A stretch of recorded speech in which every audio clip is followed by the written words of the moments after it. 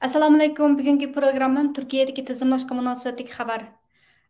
Diqqat qildinglarmikin? Tunugungi Dunyo Uyg'ur qurultayining kunlik xabarlar programmasida Reis Dolqun İsa Efendi'ninki Kanada Köçmeler İdarəsininki baş ministri bilan görüşüp Türkiye'deki Uygurlarni qabul qilinglar, Kanadaga kelinglar degan chaqiriqlari shu to'g'risida fikrlashgan, shu to'g'riliq xabarni birlikda ko'raylik. Kanadada ziyoratda bo'layotgan Dunyo Uyg'ur qurultayining raisi Dolqun İsa Efendi 25 noyabr kuni Qurultay Qonun komitetining mudiri Mehmet Tuxta Efendimning hamrohligida Kanada Ko'chmanlar ministri Sen Fraser Efendi bilan ko'rishib, Uyg'ur panohlanuvchilarning Kanadada o'rinlashish bosqichlari va saqlangan masalalarni hal qilishning choralari haqida konkret muzokara ilib bordi.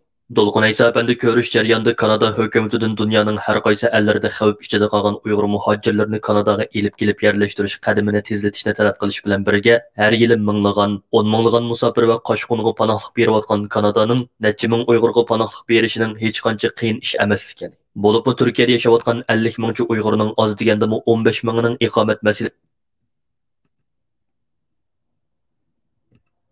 Mushu xabarninki olinishini men mushu videomniki astidagi tushuntirish qismiga yozib qo'yay. Boshdan oxir ko'pchilik anglab qo'yganlar qarsam tunugungi xabar meniki ayni vaqtda, ya'ni 3 yil ilgari 2018-yili 11-oyda Turkiyaga berib, shu tizimlashga bevosita qatnashib, shu ishninki dastlabki asosiy ishlarini qilgandim. Shunga munosabat ekandoq maxsus bir programma qilay dedim. Ko'pchilik men bak to'la ashundaq inkas yozganlar xeli ko'pchu qarindoshlarimizning ichida. Islam shu 10 ming kishilik arxivni badim. Qani shuning javobi Turkiyadan Kanadaga akitimiz degan tinglar, anda qilamiz degan tinglar, manda qilamiz degan tinglar degandek shu paranglar bak chiqib o'tadi-chu.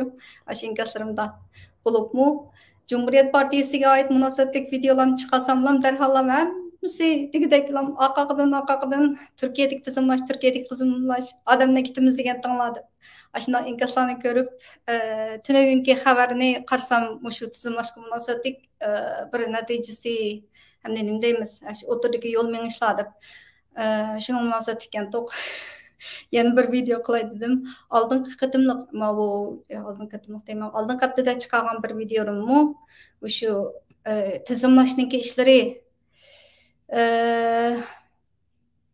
o to'rda bo'layotgan arxivlarni setibdi, anda qilibdi, bunda qilibdi degandek ishlarga, shunday gaplarga parvo qilmanglar. Ma ishninki yo'lini manganligiga men bir necha qatimliq 3 qatimliq yig'inga men qatnashgan deb bir necha parcha rasmlarni o'rtoqlashib anchadagi yo'lini manganligi rost. Hozirmi mengyotidi. Mana oxirgi qatim ko'rganinglarmi? Mushu yig'in ya'ni Dolqun İsa Efendi bilan Kanadaniki Köçmeler İdarəsininki baş ministri bilan ko'rishganlik bu xabarimi, ya'ni shu Turkiyadagi qarindoshlarni Kanadaga elinglar deb yo'l manganiki bir eng chong qadamlarniki bu shunchalik natijaga erishmakmi? Oy, qolsa gap bo'lmay, shunlashqa rahmat aytishga tegishlik. Hozirmi yo'lini mengib o'tibdi deb biz duo qilishga tegishlik. Ashunaq yo'llarini mengib o'tibdi. Men hozir u proyektninki a'zosi bo'lmasammi, lekin mushu proyektninki ya'ni Turkiyadan qarindoshlarni Kanadaga yerlashtirishniki yo'llarini hozir mengayotganligi men dastlabki qadamda shuningga aralashgan shu materiallarni tizimlash, radlash, amsini shu radlab anchadagi 6 oylik xizmatimniki natijasi qanday bo'ldi desa, dashnam ish bilan o'tdi meniki kunim rost gapni qilsam.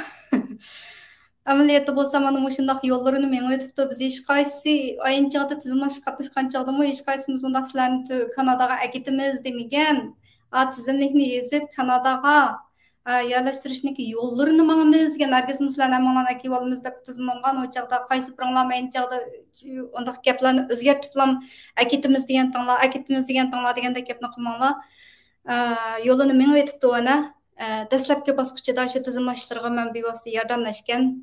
Anchadagi shu kichikgina ishxona endi u har qancha cho'ng ishxona bo'lsin, bir ishxona degan 70-80 odam, 100 odam biroqlamchadi.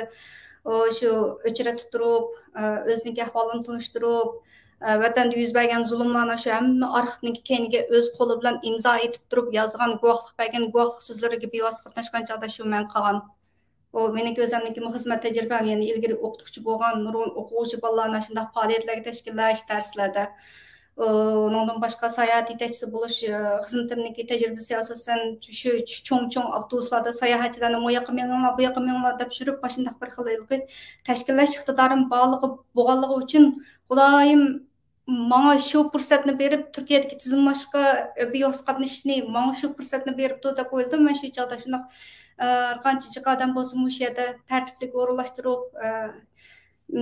kunda necha yuzlagan deymizmi, birinchi kuni 75 arxiv yozganimiz esimda, ikkinchi kundan boshlab 170, 300, 400 har kuni degidek to'xtamay shunday bir qolgan ishimni maqtab ketdim. Bo'ldi shuncha ishlamsizda hozirmi yo'lini men aytibdi ana ko'rdinglar. Shunlashqa Turkiyadagi tizimlashga munosabat tekishgan deb bu xabarni ko'pchilik bilan, ya'ni qurultayniki bosh raisi Dolqun Iso apandininki bu Kanada ko'chmalar idorasiniki bosh ministri bilan ko'rishganlik bu xabari butun xabarlarda shu matbuotlarniki diqqatini tortishi, bu shu Turkiyadagi Uyg'ur qarindoshlarni Kanadaga yerlashtirishniki yo'lini mengayotganlikniki cho'ng bir qadamlarniki biri bo'lib hisoblandi. Shuningdek buni xotirlashga tegishlik. Yana boshqa nurg'un yaxshi programmalarim bor. Kanadada bo'layotgan ishlarga oid yana boshqa nurg'un yaxshi planlarim program bo'lib chiqdi. Ko'pchilikningki Guli Maqsud kanalimga, YouTube kanalimga a'zo bo'lishinglarni, obuna bo'lib, har bir qatim ko'rgan vaqtinglarda tap ustiga qaragan besib qo'yasizlar. Kelar qatimliq programmani ko'rishaylik. Xayr xo'sh.